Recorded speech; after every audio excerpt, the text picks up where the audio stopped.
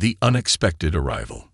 The quiet hum of the colony's morning was broken by a sharp, piercing sound. Ethan looked up from his cup of steaming coffee. The sound came again, a strange, high-pitched whine that sent shivers down his spine. He stepped out of his small house, the cool air brushing against his face. In the distance, a faint glow lit up the horizon. "What now?" Ethan muttered. Life on the edge of the colony was supposed to be peaceful, uneventful. That was why he chose to live here, far from the bustling cities and their constant chaos. But this was new. The glow grew brighter, and then, with a thunderous roar, a spacecraft descended, kicking up dust and debris. Ethan shielded his eyes and took a cautious step back. The craft was sleek, black, and alien in design. It hovered for a moment, humming softly, before landing smoothly on the barren ground. A hatch hissed open, and a figure stepped out. Ethan froze, his heart pounding. The figure was tall and slender, wrapped in a flowing, silver cloak that shimmered in the light. As the dust settled, he saw her face, sharp features, glowing blue eyes, and a calm, almost ethereal expression. It was her. He would never forget that face. "Zara," Ethan whispered, disbelief washing over him. The alien woman's eyes met his, and for a moment, the world seemed to stand still. She took a step forward, her movements graceful yet purposeful. "Ethan," she said, her voice soft but firm. "It's been a long time." Ethan blinked, trying to process what was happening. The last time he saw Zara was years ago, during an encounter that changed his life forever. She had been a mysterious figure then, caught in a dangerous situation that Ethan had somehow managed to resolve. And now, here she was, standing in front of him again. "What are you doing here?" he asked, his voice laced with caution. Zara hesitated, her glowing eyes scanning the surroundings. "I didn't have a choice. I need your help." Ethan's instincts screamed at him to be careful. The last time Zara had appeared in his life, things had spiraled out of control. Yet there was something in her tone, an urgency that couldn't be ignored. Before he could respond, Zara stepped closer, holding out her hand. Ethan noticed something unusual, a faint, glowing mark etched into her skin. It looked almost like a scar but shimmered with an otherworldly light. "This mark," Zara said, her voice trembling slightly. "It's from you." Ethan frowned. "What do you mean from me? I don't even know what that is."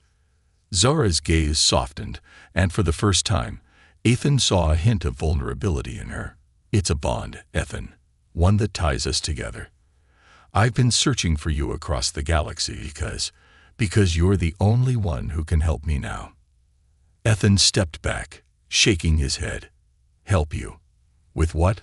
I'm just a regular guy, Zara. Whatever this is, I'm not equipped to deal with it." Zara's expression hardened. "You don't understand. This isn't just about me. My people, they're in danger. And this bond, this mark, it's the key to saving them." Ethan opened his mouth to protest, but a sudden noise interrupted him. He turned toward the spacecraft. A faint shadow moved near the edge of the hatch. Someone, or something, was watching them. "Zara," he said, his voice low. "Are you alone?" She followed his gaze, her face darkening. "No, they've been following me." Ethan's heart raced as the shadow moved closer, revealing a hulking figure with glowing red eyes. It was unlike anything he had ever seen, a creature with metallic skin and sharp, claw-like hands. "We have to go," Zara said, grabbing Ethan's arm. "Now." "What? Go where?" Ethan protested. "Anywhere but here," she replied, pulling him toward her ship. The creature let out a guttural roar and charge. Ethan's survival instincts kicked in, and he ran alongside Zara. They barely made it to the ship's ramp before it began to rise. The creature leaped, clawing at the edge, but Zara pressed a button on her wrist, and the ramp slammed shut, cutting off their pursuer. Inside the ship, Ethan leaned against the wall, panting. "What the hell is going on, Zara?" She didn't answer immediately, her hands flying over the ship's controls. The craft jolted to life, shooting into the sky with a speed that left Ethan's stomach churning. Once they were safely away, Zara turned to him, her expression serious. "I'll explain everything. But first, you need to understand. This isn't just about me anymore. It's about you too." Ethan stared at her, his mind spinning. The quiet life he had built for himself was gone, shattered in an instant. And now he was hurtling into the unknown with a woman he barely knew, chased by creatures he couldn't comprehend. But deep down, he couldn't shake the feeling that this was only the beginning. The mark left behind. The spacecraft hurtled through the vast expanse of space, its engines humming like a distant storm. Ethan sat slumped in a corner of the cockpit, his head spinning with questions. Zara, the alien woman who had turned his life upside down, was silent, her glowing blue eyes focused on the control panel. Finally, he couldn't take the silence anymore. "Zara," he said, his voice cutting through the quiet hum. "You said this mark is from me. I need you to explain. Now." Zara glanced at him, her expression unreadable. Slowly, she raised her hand, revealing the faint, glowing mark etched into her skin. It pulsed softly, almost as if alive. "This mark," she began, her voice steady but low, "is not just a scar. It's a bond, a connection that you created years ago when you saved me." Ethan frowned. "I don't remember doing anything that would cause this." Zara's gaze softened. "You wouldn't. Humans don't realize the effects they can have on certain alien species. When you helped me back then, something in your DNA, your essence, left an imprint on me. My people call it a soul mark. It's rare, and it only forms under extraordinary circumstances." Ethan shook his head, disbelief washing over him. "You're saying I left a piece of my soul on you? That's insane." Zara leaned closer, her tone firm. "Insane or not, it's real. And that mark is why I'm here." Before Ethan could respond, a sharp beep echoed through the cockpit. Zara's face darkened as she checked the display. "They found us," she muttered. Ethan shot to his feet. "Who's they?" Zara didn't answer immediately. Instead, she activated a series of switches, and the ship's lights dimmed. The view screen lit up, showing a cluster of small, sleek ships closing in on them. "They're bounty hunters," she said grimly. "Hired to capture us. Or worse." Ethan's stomach churned. "Us? Why me? I didn't ask for any of this." Zara turned to him, her expression hard. "You're involved now, whether you like it or not. That mark makes you valuable. They'll come after you just as much as they'll come after me." The ship jolted as a blast rocked the hull. Zara's hands flew over the controls, maneuvering them through the incoming fire. Ethan stumbled, gripping the edge of the console to steady himself. "Do something," he shouted. "I'm trying." Zara snapped back. "This isn't exactly easy, you know." The ship banked sharply, narrowly avoiding another barrage of energy blasts. Ethan's heart raced as he saw the hunters' ships gaining on them. "Can't you shoot back, or something?" he asked. Zara smirked faintly. "This isn't a warship, Ethan. But—" She pressed a button, and a hidden compartment slid open, revealing a small arsenal of alien weaponry. "You can help." Ethan hesitated, staring at the weapons. "I don't know how to use these." Zara glanced at him, her expression serious. "You're a quick learner, or you better be." Reluctantly, Ethan grabbed a sleek, glowing rifle-like device. It hummed in his hands, vibrating with energy. "Point and shoot," Zara instructed. "And try not to hit us." Before he could respond, another jolt shook the ship. Ethan stumbled to the rear viewport, aiming at the pursuing ships. He squeezed the trigger, and a beam of bright energy shot out, narrowly missing one of the hunters. "Nice try," Zara called out, her voice laced with sarcasm. "Hey, I'm new at this," Ethan retorted. As the chase continued, Zara managed to outmaneuver the hunters long enough for Ethan to land a lucky shot, disabling one of their ships. The others hesitated, falling back as Zara engaged the ship's cloaking device. For a moment, there was silence. Ethan slumped against the wall, the weapon still clutched in his hands. His heart was pounding, his breath ragged. "Welcome to my world," Zara said quietly, breaking the tension. Ethan glared at her. "Your world sucks." She actually smiled, a rare expression that softened her sharp features. "You're not wrong."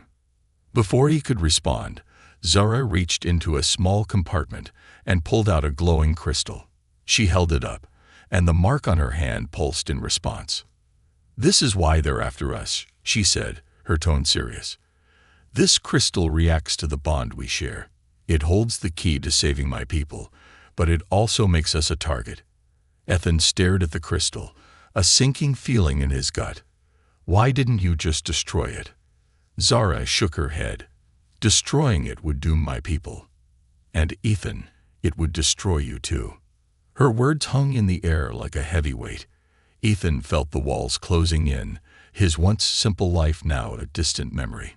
He didn't know whether to trust Zara or curse her for dragging him into this nightmare. But deep down, he knew one thing: there was no turning back. And the mark on her hand was a constant reminder that their fates were now intertwined. A galactic crisis. The dark expanse of space stretched endlessly, dotted with distant stars that flickered like forgotten memories. Inside the dimly lit cockpit, Ethan stared at the faint glow of Zara's mark, his thoughts a chaotic storm. The silence between them was heavy, broken only by the soft hum of the ship's engines. Then Zara spoke, her voice cutting through the stillness like a blade. "Ethan, do you know what that mark truly means?" Ethan turned to her, his frustration bubbling over. "No, Zara, I don't.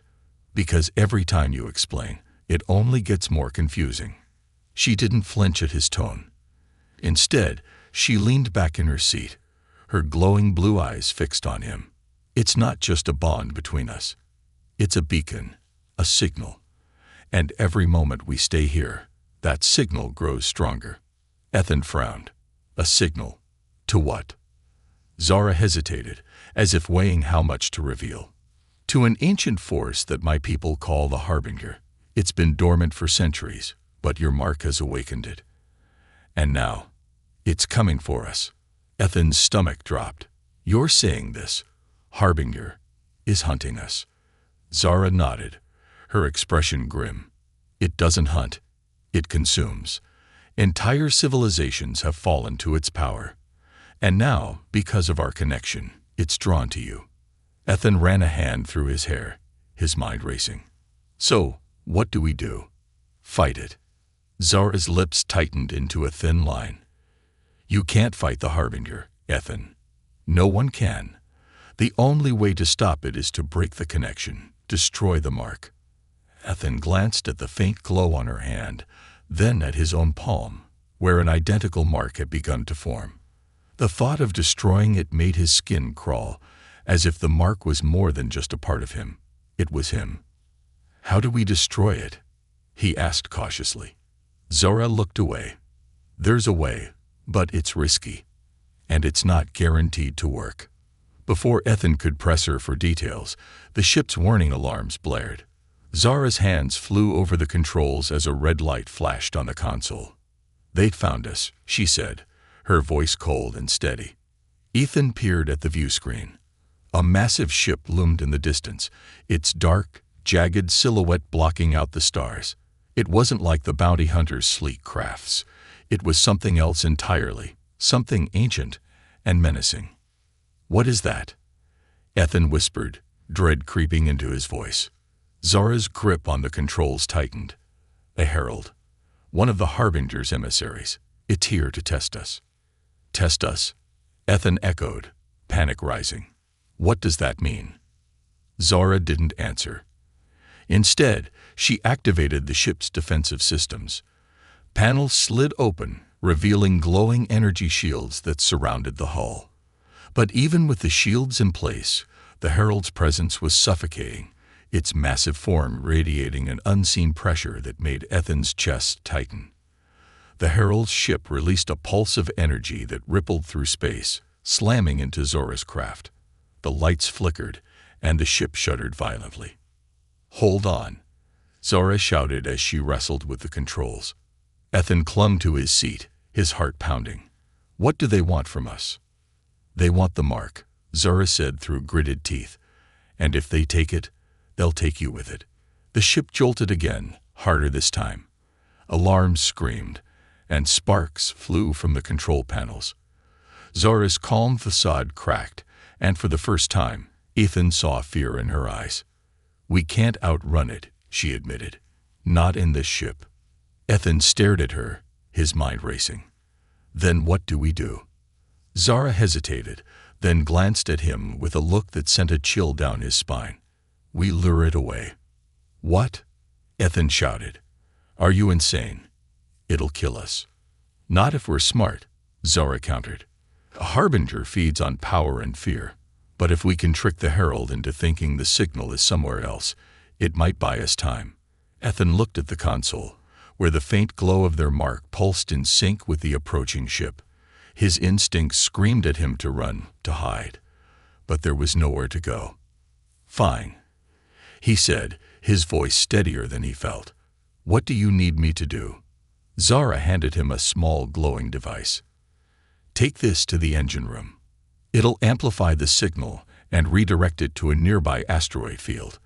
But you have to move fast." Ethan didn't hesitate. He grabbed the device and bolted for the engine room, the ship shaking around him as another pulse of energy struck. Sparks rained down, and the floor trembled beneath his feet. When he reached the engine room, the controls were a chaotic mess of alien technology. Ethan's hands trembled as he placed the device into a slot Zora had described. The moment it clicked into place, a high-pitched hum filled the air. "Zora, it's done," he shouted into the comm. "Get back here, now," she replied. Ethan sprinted back to the cockpit, barely keeping his balance as the ship jolted violently. When he arrived, Zora was already piloting the ship toward the asteroid field. On the view screen, the Herald's ship slowed, its attention shifting to the amplified signal. It hesitated, then veered toward the asteroids. "It's working," Zora said, relief washing over her face. But Ethan wasn't so sure. The Herald's ship loomed like a predator, and the sense of unease in his chest didn't fade. "What happens if it realizes the signal's fake?" he asked. Zora's expression hardened. "Then we'll have to face it head-on." Ethan swallowed hard, the weight of her words sinking in. The galaxy felt bigger and more dangerous than ever before, and he was starting to wonder if he'd ever see the end of this crisis. The pursuit begins. The asteroid field loomed ahead, a labyrinth of jagged rocks tumbling through the void. Ethan gripped the edge of his seat as Zora maneuvered the ship with precision, weaving through the chaos. Behind them, the Herald's shadow loomed larger, its massive form eerily silent, but undeniably menacing. "We can't keep this up forever," Ethan said, his voice trained. Zora's eyes remained fixed on the controls. "We don't have to, just long enough to lose them." As she spoke, the ship jolted violently.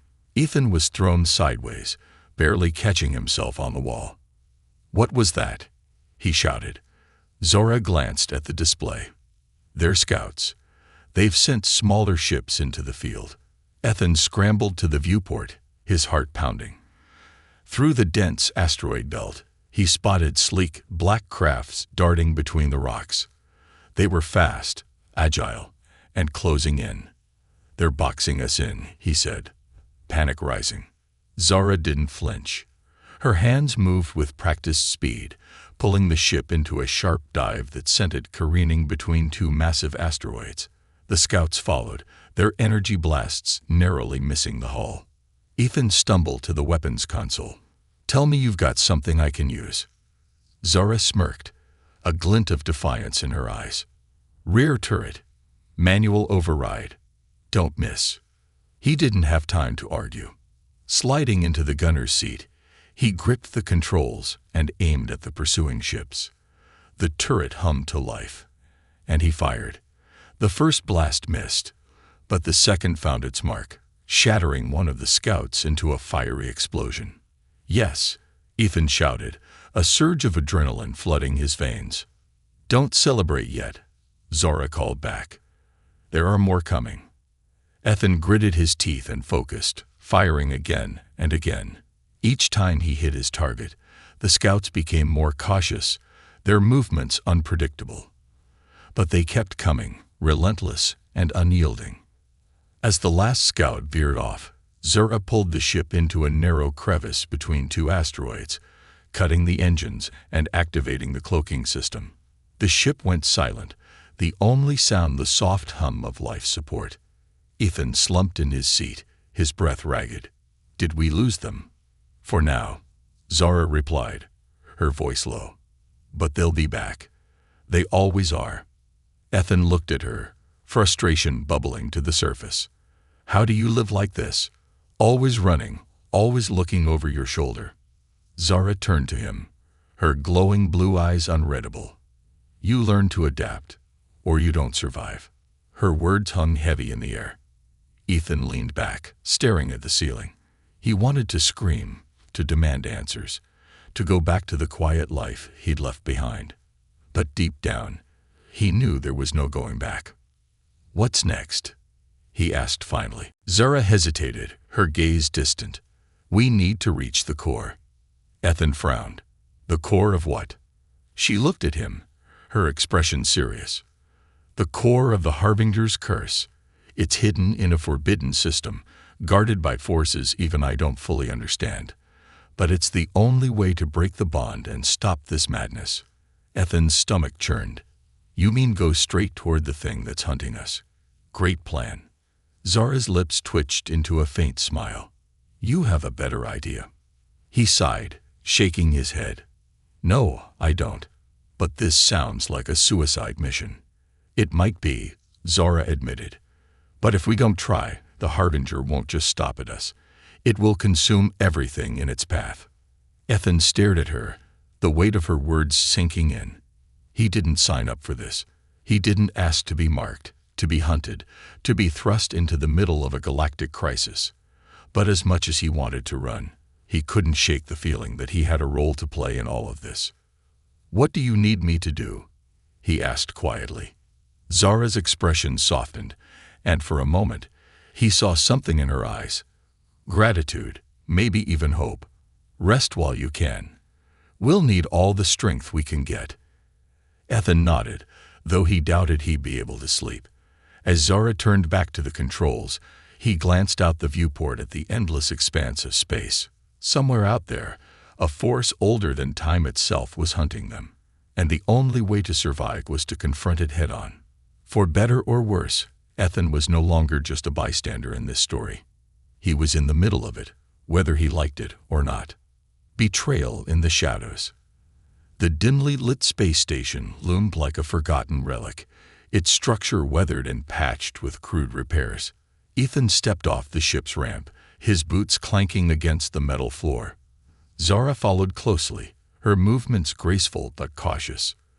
Around them, alien traders and drifters moved in hushed tones, their eyes darting with suspicion. "This place is a dead zone," Ethan muttered, scanning the crowded docking bay. "How is this supposed to help us?" Zara's gaze swept over the crowd, her glowing blue eyes sharp. "An old ally of mine runs this station. She knows things. Hidden routes, ancient tech. If anyone can help us get closer to the core without being detected, it's her." Ethan crossed his arms, skepticism etched on his face. "And you trust her?" Zara paused, her expression unreadable. "I trust her. Enough." Ethan didn't like the sound of that, but he followed Zara deeper into the station. The air was thick with the smell of fuel and rust, and the low hum of machinery echoed around them. They'd reached a secluded corner where a tall figure waited, cloaked in shadows. "Zara," the figure said, stepping forward. It was a woman with striking silver hair and emerald green eyes. Her face was adorned with faint, glowing tattoos that pulsed with each word she spoke. "I didn't think I'd see you again." "Lara," Zara replied. her tone guarded but not unkind. "I need your help." Lyra's gaze flicked to Ethan, her lips curling into a smirk. "And who's this?" "Your new pet human." Ethan bristled, but Zara cut him off with a look.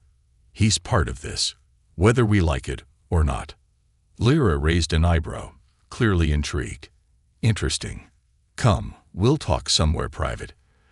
They followed Lyra through a series of narrow corridors to a dimly lit room. A large holographic map hovered in the air, displaying star systems Ethan didn't recognize. Lyra gestured for them to sit, leaning casually against the table. "So what trouble have you dragged yourself into this time?" Lyra asked, her tone playful but edged with curiosity. Zara explained the situation. The mark, the harbinger, the cursed core. As she spoke, Lyra's smirk faded, replaced by a look of unease. "You're serious," Lyra said finally, her voice lower now. Zara nodded. "Deadly serious. We need to reach the core, and we need a safe route to get there." Lyra was silent for a moment, then sighed. "You're asking for a lot, Zara. The core isn't just dangerous, it's a graveyard. No one who goes there comes back." "We don't have a choice," Zara said firmly. "If we don't stop the harbinger, it will consume everything." Lyra's green eyes flicked to Ethan again. "And you think your human friend here is the key?" Ethan straightened, his jaw tightening. "I didn't ask to be part of this, but yeah, apparently I'm the key. Whatever that means." Lyra studied him for a moment, then shrugged. "Brave for a human. Stupid, but brave." Ethan opened his mouth to respond, but a sharp beep from Lyra's wrist communicator interrupted him. Her expression darkened as she glanced at the screen. "What is it?" Zara asked, her voice tense. Lyra hesitated, then stood. "Nothing you need to worry about." Zara narrowed her eyes. "Lyra." Before she could finish, the door burst open, and armed figures flooded the room. Ethan's heart sank as he recognized them. Bounty hunters, the same kind that had pursued them earlier. "What the hell is this?" Ethan demanded, his hand instinctively reaching for his weapon. Lyra stepped back, her hands raised in a mock gesture of surrender. "Sorry, Zara," she said, her tone dripping with false regret. "The bounty on you both is too tempting to ignore." Zara's expression hardened. "I trusted you." "And that was your mistake," Lyra replied with a smirk. "Now, be good and hand over the crystal. Make this easy for everyone." Ethan glanced at Zara, his pulse racing. "What now?" Zora's eyes flicked to him, a silent message passing between them. Then, with a sudden burst of movement, she activated a small device on her wrist. A blinding flash filled the room, and chaos erupted. Ethan dove for cover as energy blasts flew in every direction. He pulled his weapon and fired blindly, his heart pounding in his ears. Zara moved like a blur, disarming one of the hunters with ease and using his weapon against him. In the confusion, Lyra slipped out, her laughter echoing down the corridor. "Good luck, Zara," she called mockingly. "You're going to need it." Ethan gritted his teeth, his anger boiling over. "We can't let her get away." "We won't," Zara said, her voice cold. "But first, we deal with these." As the last of the hunters fell, Ethan turned to Zara, his chest heaving. "She betrayed us. She knew exactly what she was doing." Zara's face was a mask of calm fury. "She's not getting far. Lyra always underestimates me." Ethan nodded, his resolve hardening. They had been played, but this wasn't over. Not by a long shot. Zara activated a tracker on her wrist, her eyes narrowing as she located Lyra's signal. "She's heading for the docks." "Then let's finish this," Ethan said, his voice steady. As they sprinted down the corridor, Ethan realized something. For the first time since this nightmare began, he wasn't just running to survive. He was fighting back. And he wasn't about to let anyone stop him. The truth unveiled. The air inside the stolen scout ship was thick with tension. Ethan sat in the co-pilot's seat, his fingers gripping the armrests as Zara piloted the craft through a dense nebula. The swirling colors outside the viewport cast eerie shadows inside the cockpit. Silence hung between them, broken only by the steady hum of the ship's engines. Zara finally spoke, her voice low and heavy. "We're close. The core is just beyond this nebula." Ethan glanced at her, his jaw tight. "And what exactly are we walking into?" Zara hesitated, her glowing blue eyes fixed on the nebula ahead. "The core is ancient, older than any civilization in the galaxy. It's where the Harbinger was born, where its power originates." "And why is it tied to me?" Ethan asked, frustration creeping into his voice. "Why do I have this mark? Why am I the one being hunted?" Zara took a deep breath, her expression unreadable. "The truth, Ethan, is that you're not just some random human. Your DNA carries something unique, an anomaly that my people have studied for generations. When you saved me all those years ago, that anomaly triggered the bond. It's why the mark appeared. It's why the Harbinger sees you as a threat." Ethan's heart sank. "A threat? I don't even know what I'm doing." "You don't have to know," Zara replied. "The Harbinger feels it. That mark isn't just a signal, it's a weapon. If we can reach the core, we can amplify it and destroy the Harbinger's connection to this galaxy." Ethan stared at her, disbelief etched on his face. "You're telling me I'm some kind of living weapon?" Zara met his gaze, her expression softening. "You're more than that, Ethan. You're the only one who can stop this." The ship shuddered as it passed through the nebula, emerging into a dark, silent expanse. Ahead of them, the core loomed, a massive, swirling vortex of light and shadow. It pulsed like a living heart, its energy radiating an oppressive force that made Ethan's chest tighten. "That's it?" he asked, his voice barely a whisper. Zara nodded. "That's it. The Harbinger's power flows from there. If we sever it, the Harbinger will lose its hold." Ethan swallowed hard, his hands trembling. "And if we don't?" Zara's eyes darkened. "Then everything, every planet, every species will fall. There's no middle ground, Ethan. It's victory or extinction." As they approached the core, alarms blared inside the ship. Zara cursed under her breath, her fingers flying over the controls. "They found us," she said grimly. Ethan turned to the view screen. A fleet of black, angular ships was closing in, their weapons charging. At the center of the fleet was the Herald's ship, its massive form radiating an unnatural glow. "Great," Ethan muttered, "because this wasn't hard enough already." Zara activated the ship's defensive systems, weaving through the incoming fire. "We don't have time for a fight. I'm taking us straight to the core." The ship jolted as a blast grazed the hull. Ethan grabbed the console to steady himself, his heart racing. "Zara, we're not going to make it." "We will," she said firmly, "but I need you to do something." "What?" Ethan asked, panic lacing his voice. Zara handed him a glowing crystal, its surface etched with intricate patterns. "This crystal will unlock the core's energy. You'll need to take it to the heart and place it there. Once it's activated, the mark will do the rest." Ethan stared at the crystal, his mind reeling. "You want me to go out there, alone?" Zara's gaze softened. "I'll cover you. But this is your fight, Ethan. Only you can do this." Before he could argue, the ship's hatch opened, and a rush of cold air hit him. Zara guided the ship as close to the core as possible, dodging enemy fire with breathtaking precision. Ethan took a deep breath, clutching the crystal tightly. "You'd better not let me die out there." Zara's lips curved into a faint smile. "You're stronger than you think. Now go."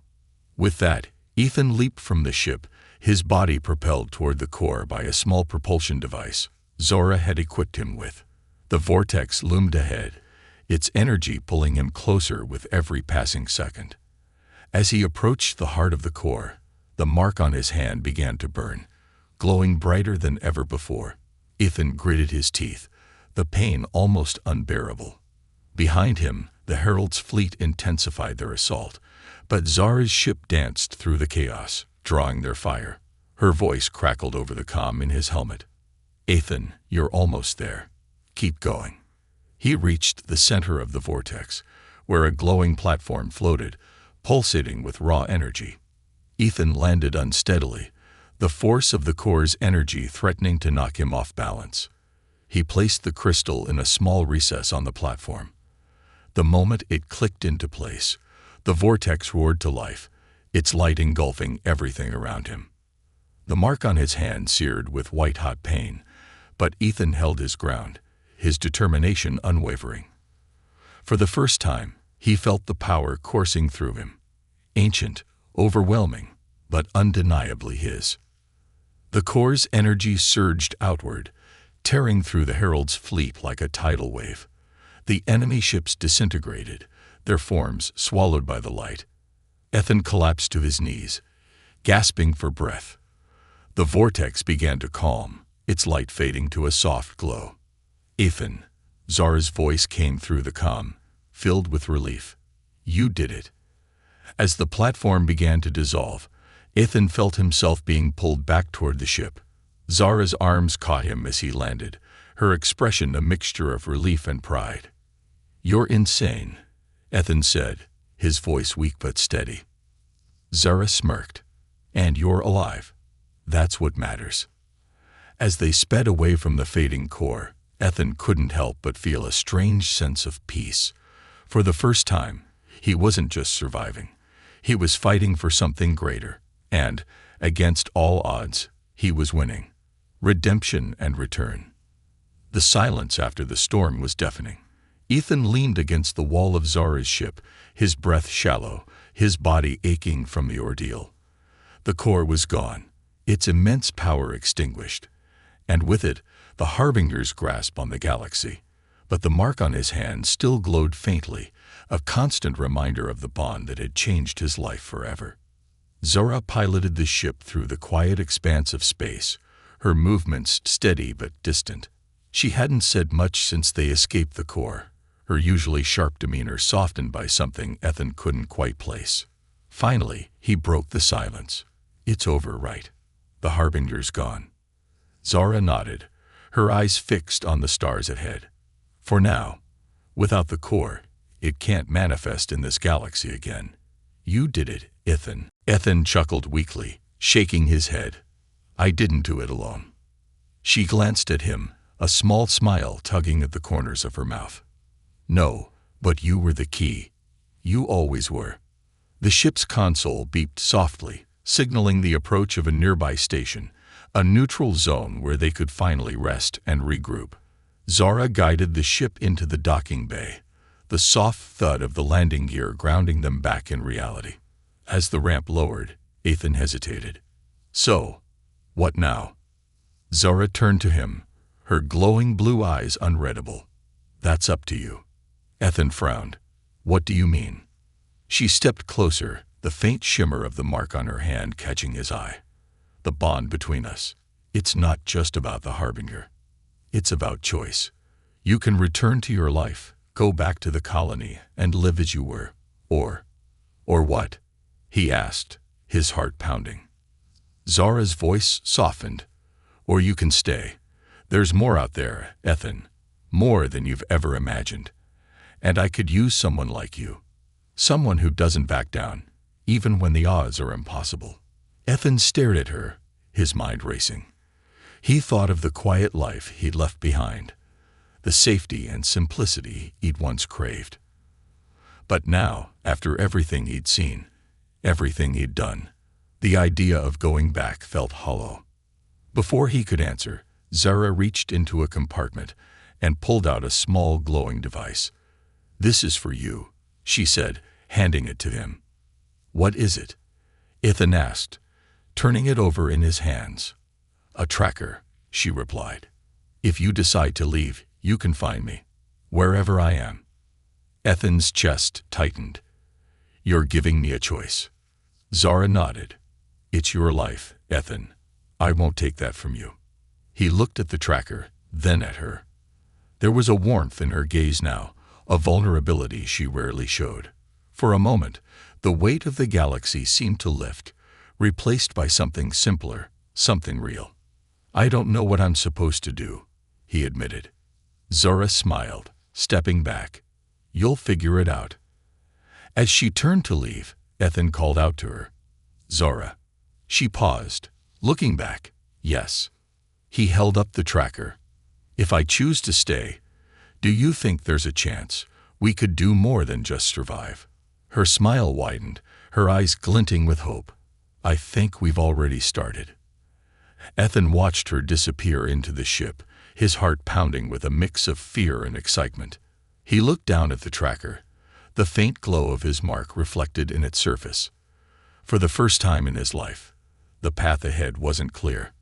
But maybe that was the point. Maybe the journey was just beginning. As the docking bay doors closed, Ethan took a deep breath and stepped forward, ready to face whatever came next.